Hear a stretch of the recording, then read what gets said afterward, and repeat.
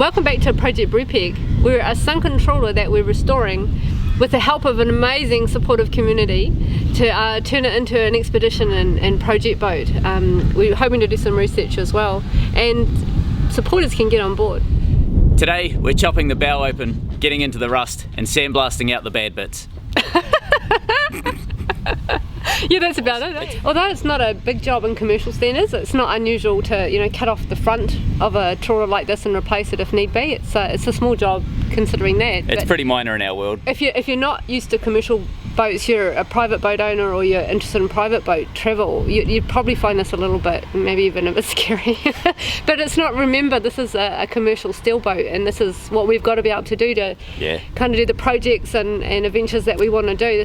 We've got to get used to it, so we're using it as practice. So. Normal maintenance in our world is hack out a part of the hull and put a new bit in. Yeah, you can't be frightened doing these kind of projects that we want to do and handling this kind of boat. We've got to learn how to tackle it, so that's what we're doing. So enjoy. Yeah. So James started with cutting the stainless floor out so he could access below.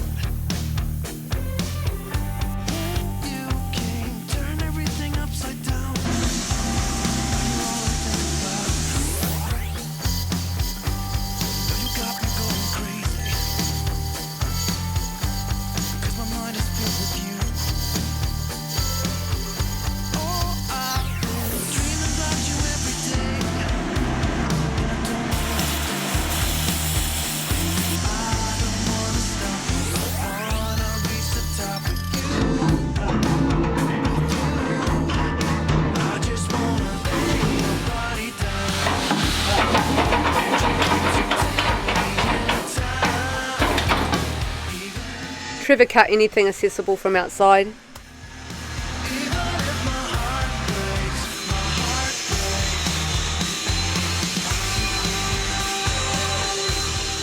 How solid is that?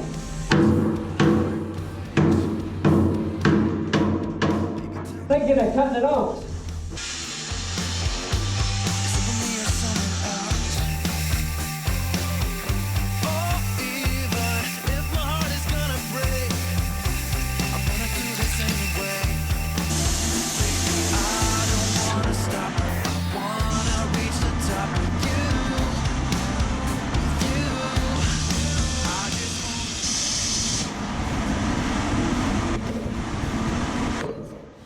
Our hole is getting bigger, so this, you can sort of see that cut there and that cut over there. That's the stainless floor that we've removed. If I come right back, you can sort of see it's gone. What we're doing, we've hacked out over this side that piece of steel that was underneath the stainless floor there is pretty garbage, so where it started to turn really thin and rusty and cactus, we've cut it out over the side, so we'll clean that up and we'll make up a new piece to go in there. We've cut it out, cut the stainless floor out right the way along this wall. It's a bit hard to record because of the light, camera keeps freaking out. And then we've also taken this piece of steel out here that's a vertical, you can sort of see it in context there. So what this gives us is the ability to get right into here. So we're going to be cutting, you can sort of see there's pinholes there and it's very thin, and then, sorry, do that again, Trev. Yeah, there's a pinhole right there. You can sort of see that real clear now.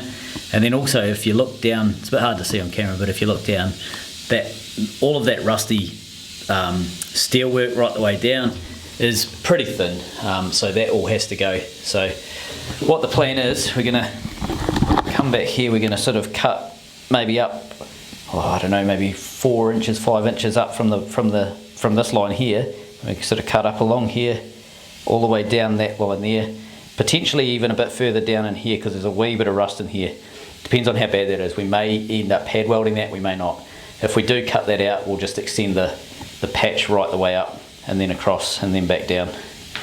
So a bit of work, but we'll it's easier to cut more out and weld it in than it is to do one smaller pad, a small patch and then have to deal with pad welding and mucking around. Okay, so you always want to come off at 90 degrees from the wall. So there's our 90. So an easy way to figure out where a 90 is I've got a 5-inch cutting disc. This is a new cutting disc, and we just broke it into quarters, and that way we know that we've got, this is 90-degree arc of a 5-inch diameter disc. So it keeps all of our curves and corners really really uniform. Okay, lovely. Let's see, vertical there.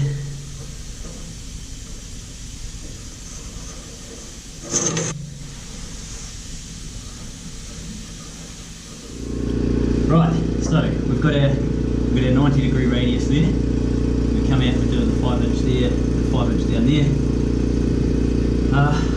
I'm thinking we hack this in with a grinder so that we can run a plasma down there. Actually, maybe we're better off to just grind that out. Yeah, okay, let's just grind that out actually. You don't want any of the, do you want any of the weld left on there, or? Not, well, it doesn't matter. Generally, no. If you run the disc down there. I don't mind if a little bit sticks out. Yeah. Because we can just V that off and we'll use that as part of our join, you know. Right. We will have to sandblast it up though. I'm going to have to cut this back a bit more so we can get down there. Get a hole in it, we know What's this here? That's a stainless pipe I put in, and that goes all the way through to the cofferdam to a lid, so that if we smack into something really hard, I can climb into the cofferdam, undo it, and if water comes out, I know I've punctured this. Do it back up, and if nothing comes out, I know it's not leaking.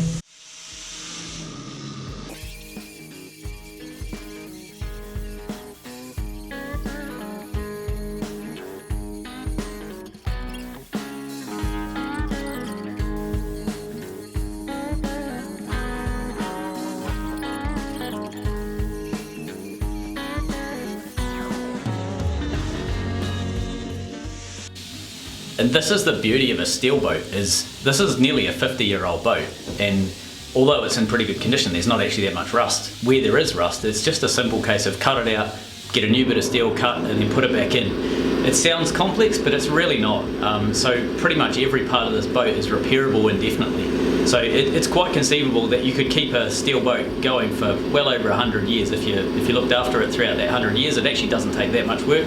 Just don't be shy. When it's rusty, cut it out and replace it, and you're good to go.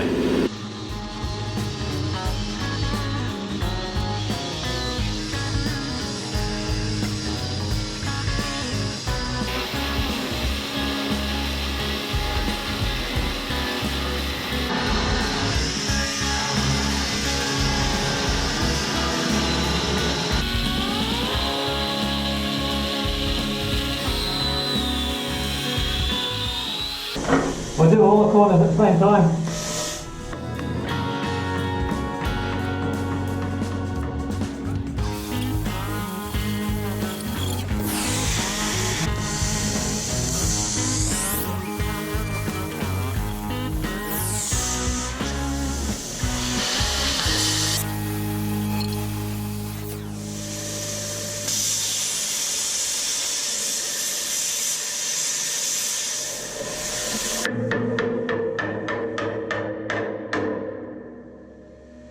Where's it held on down here? Probably up there.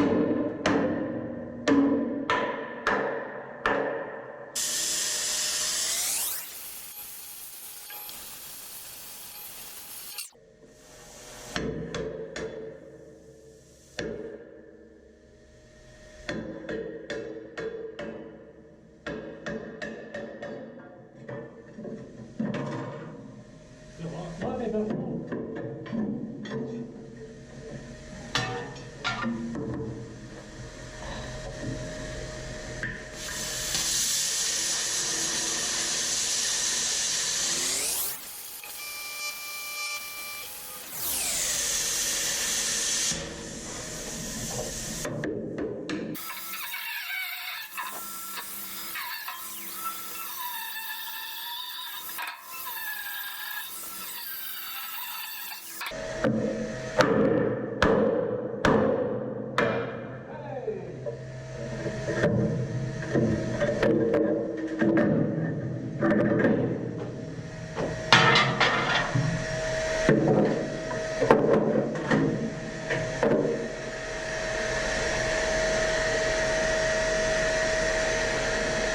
Not much room in that, inside the tank.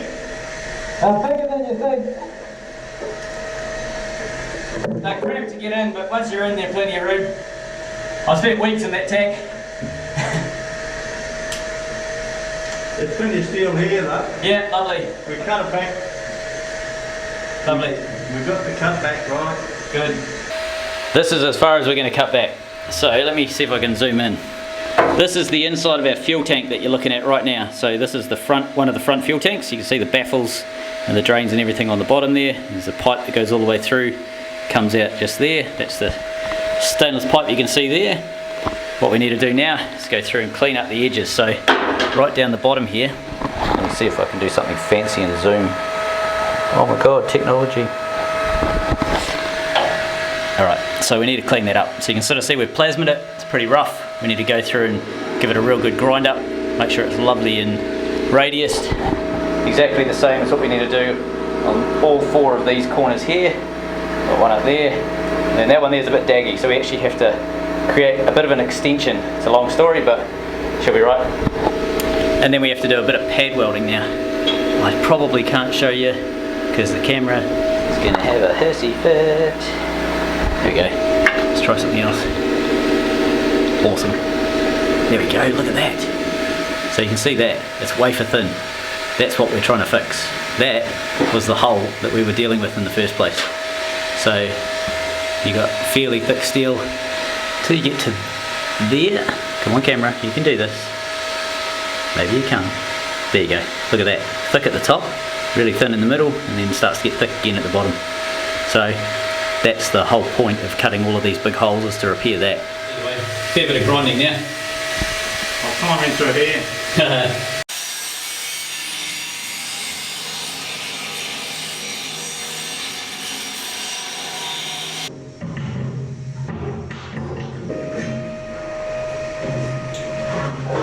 I'll come up next Saturday, see how you got on. Are you put more air in there? That's too good. I've never had a cross breeze in here before. No. Always had the window shut. Yeah.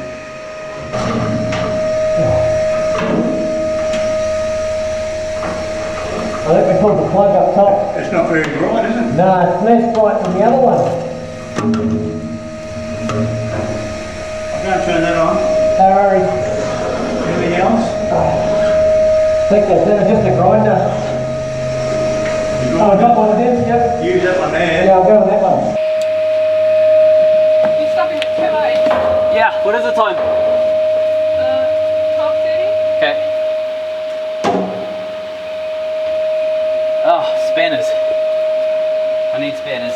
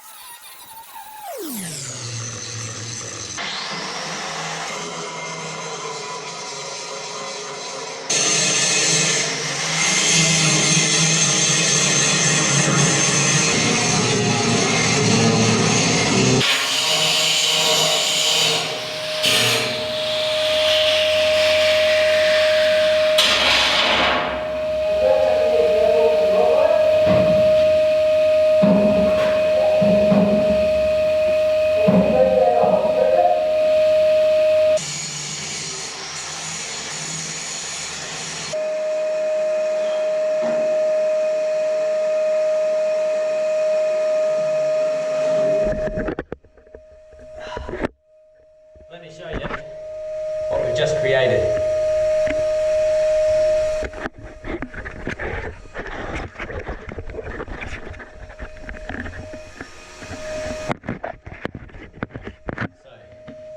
Pretty hard to see in the light actually, but looking all the way down that edge there, you can kind of see that we've ground it right the way back. I can't show you in too much detail because the camera has a hissy fit when it comes to light.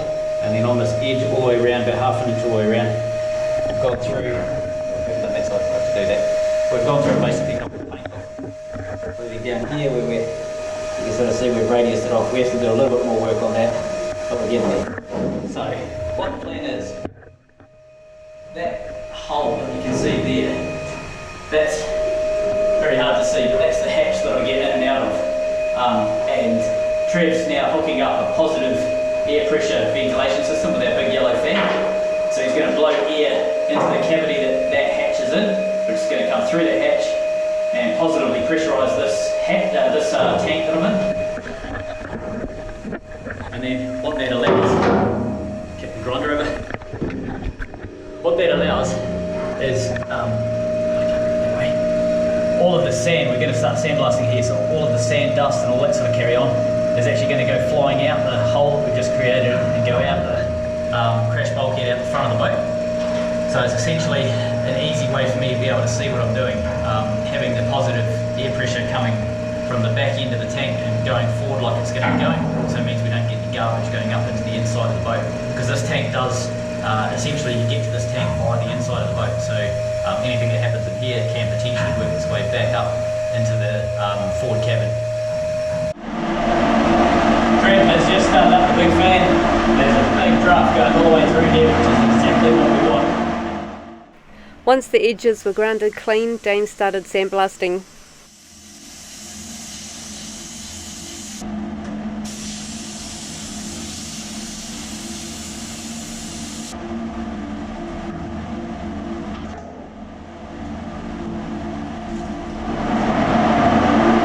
Time to bring in the big guns.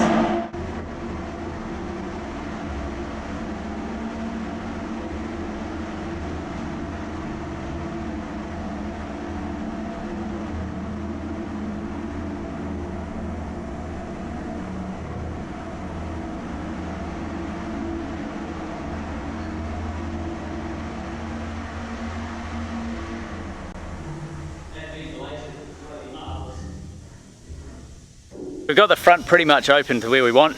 We need to clean up all of the welding areas now, so we're going to get in there with our sandblaster. Now we've tried the little dry blaster. It's going through a lot of sand and it's not necessarily cutting the rust back the way that we need it. So we're going to get the old wet sandblaster up and running. We'll get in there and blast it out with that. Now this thing hasn't been up and running for probably 9 months, so a lot of people that are new to the channel won't know what we do with our wet blaster, but we do a lot of, well, we used to do a lot of wet sandblasting. It's basically using a pressure washer, so in this case it's a 2,500 psi petrol pressure washer, and then it fires pressurized water down the tube. So this is the big coil of tube here, and then it air pressure gets fed into this tank here, which is full of sand, and essentially this is the water and sand lance. So you can see it's just a regular gun trigger type thing that you have, and you can sort of see we've got over this side we've got a ball valve, so just a regular, I think it's a 3/8 ball valve. Sand comes down this line here, and then at the end you've got basically a combiner type nozzle, and it creates a Venturi effect, and you've got pressurized water and pressurized sand at 100 psi firing out. So it's incredibly effective at abrasive blasting. It also doesn't leave any dust, so that's a major plus for using this. Now it does rust the steel, but it's actually not that big a deal. Everyone has a bit of a hissy fit about it. It doesn't actually hurt it if you do the right preparation.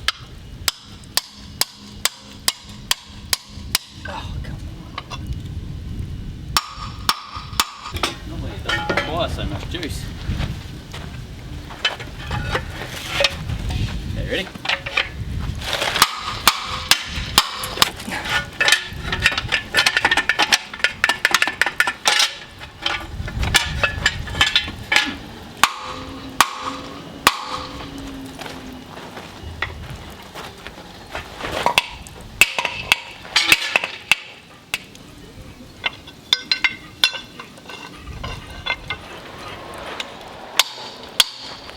Introducing Big Bertha, available in one size, massive. You're too late, I've done it. Well, come on. You only had to Also available in slightly too late.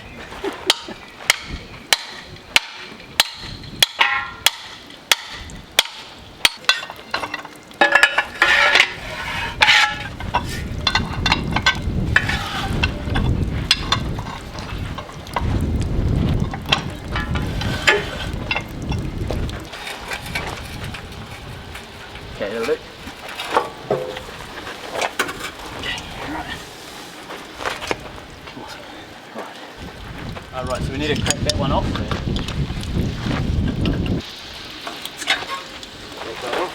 And these hoses die. They end up cutting 6 inches all the way back. So they blow out there. Take this off or? Yep. No, that can stay on. We just take this one off here. So this valve that Trev's opening up now is basically a mixing valve. You can sort of see it from this angle here better. And essentially the red cable's where the air comes in, and the sand gets fed directly from the bottom of the tank through that ball valve and into the mixing valve. And this is what allows us to adjust how much sand and how much air as a ratio we're putting into the gun. But when you let this machine sit for a while, this jams up full of condensation, rust and wet sand. So we have to pull it apart and repair it whenever we let the machine sit.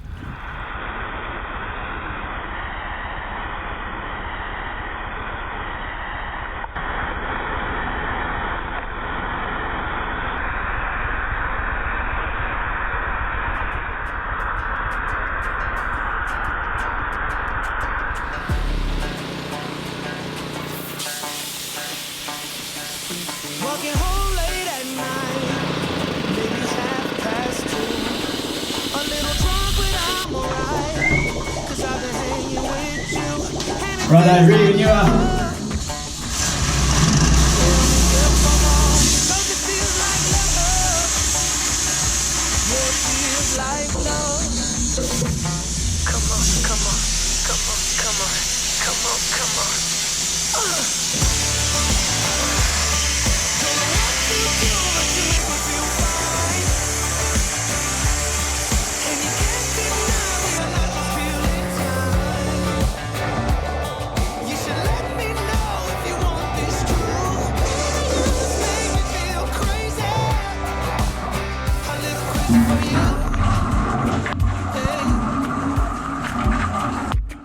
I think about you and I want you to am I out of my mind? Or is this how it should be? You make me sing about love. So just tell me if I'm wrong. But it feels like love. Yeah, it feels like love. Yeah.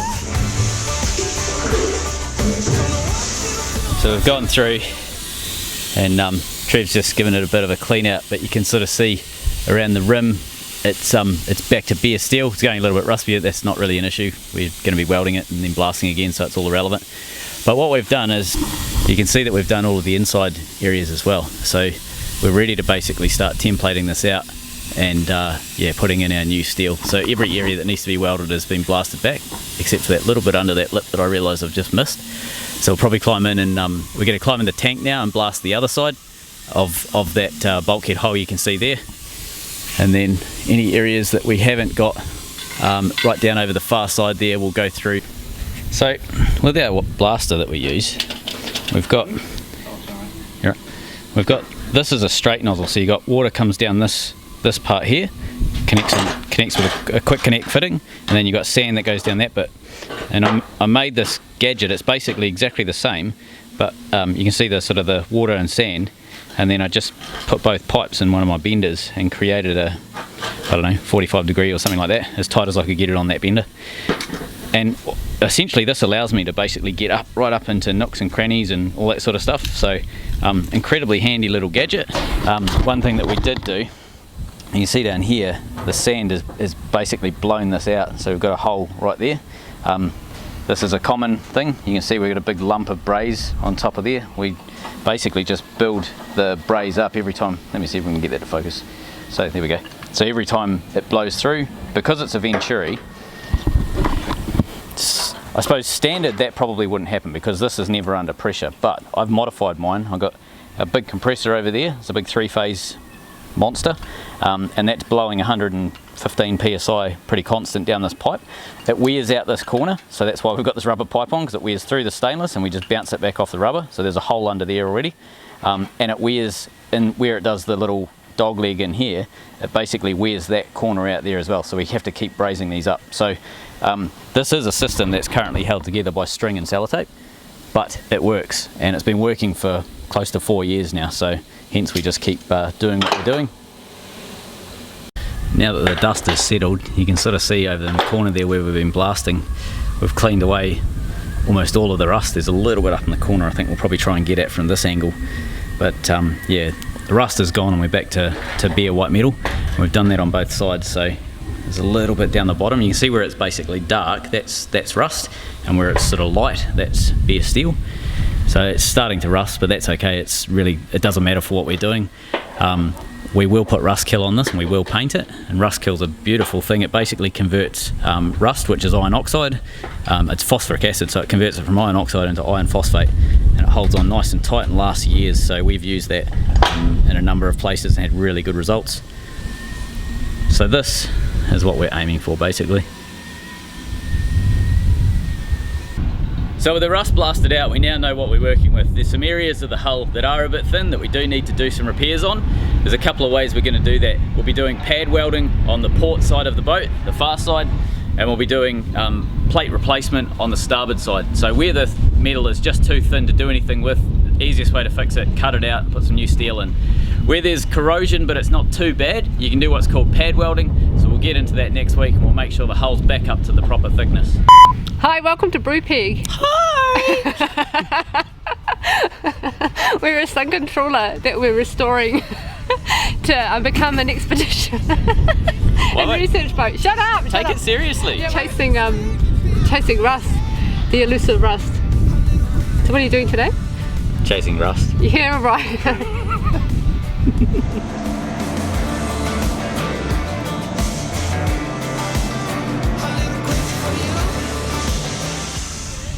Hi, welcome to Project Brew Pig.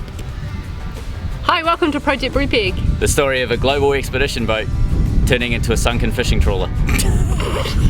Supported by community, and community can get on board. So get in touch if you're interested. Just check out our website. www.brewpig.com. But today, / how badass awesome is that?